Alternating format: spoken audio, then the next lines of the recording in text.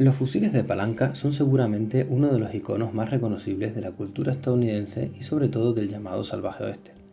A pesar de que este mecanismo ofrecía sus ventajas como una gran capacidad de cargador y una rápida cadencia de fuego, no fue adoptado en grandes cantidades más allá de Estados Unidos. Y ni siquiera en su país natal vio mucho servicio militar, aunque en el mercado civil dominaría durante décadas.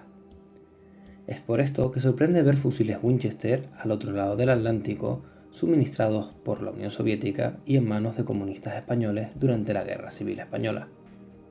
Así que acompáñame en esta curiosa historia.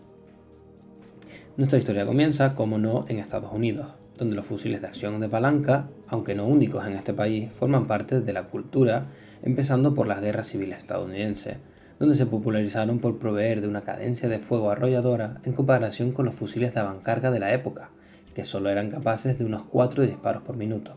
Mientras tanto, un Henry o un Winchester podía cargar 16 cartuchos y dispararlos todos en segundos.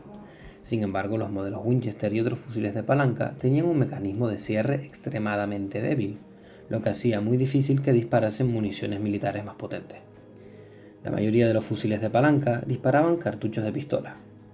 Todo esto cambió cuando John Browning diseñó el modelo de 1895, que tenía un sistema más robusto que permitía chambear cartuchos militares como el 3006, el 762 ruso o el 303 británico.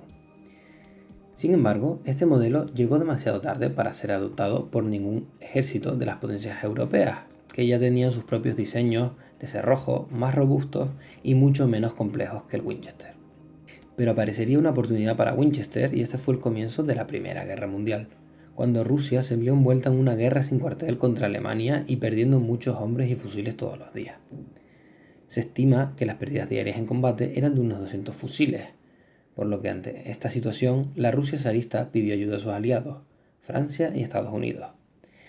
Sí, he dicho Estados Unidos, puesto que antes de la llegada del comunismo a Rusia, el imperio ruso era aliado de los Estados Unidos. Rusia le había vendido Alaska a Estados Unidos de manera amistosa, y las compañías americanas como Colt y Smith & Wesson le habían vendido revólveres y pistolas a Rusia y mantenían relaciones diplomáticas de manera normal, como con otras potencias europeas de la época. ¿Y qué fusil le podían proporcionar a los Estados Unidos a Rusia en este momento? Pues los Winchester 1895. Estos fueron chambeados en 7,62 por 54 mm ruso y unos 290.000 vendidos de manera comercial a Rusia y usados especialmente en Finlandia y en los ahora denominados países bálticos, especialmente a las tropas letonas. Con el final de la guerra, cuando se firmó la retirada de la guerra por el recién impuesto gobierno bolchevique, los fusiles se seguirían usando durante la Guerra Civil Rusa y los conflictos del este de Europa durante los años 20. Una vez ya asentada la Unión Soviética y reformado el Ejército Rojo, todo ese popurrí de fusiles misceláneos y extranjeros fueron almacenados y apartados del servicio, hasta que llegó la Guerra Civil Española. La Unión Soviética, buscando expandir su influencia, después de las pérdidas territoriales de los años 20 y con el discurso de expandir el comunismo a Europa Occidental, decide intervenir.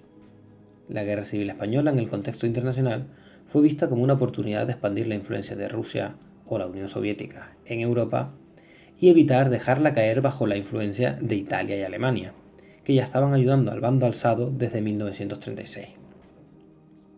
La cuantía de la ayuda soviética al bando republicano español, cuyo gobierno del Frente Popular y del que formaba parte el Partido Comunista Español, es discutida hasta hoy en día. Se estima que la URSS envió entre unos 2.000 hombres entre asesores militares, técnicos, pilotos y también se aprovechó para introducir miembros de la policía secreta stalinista.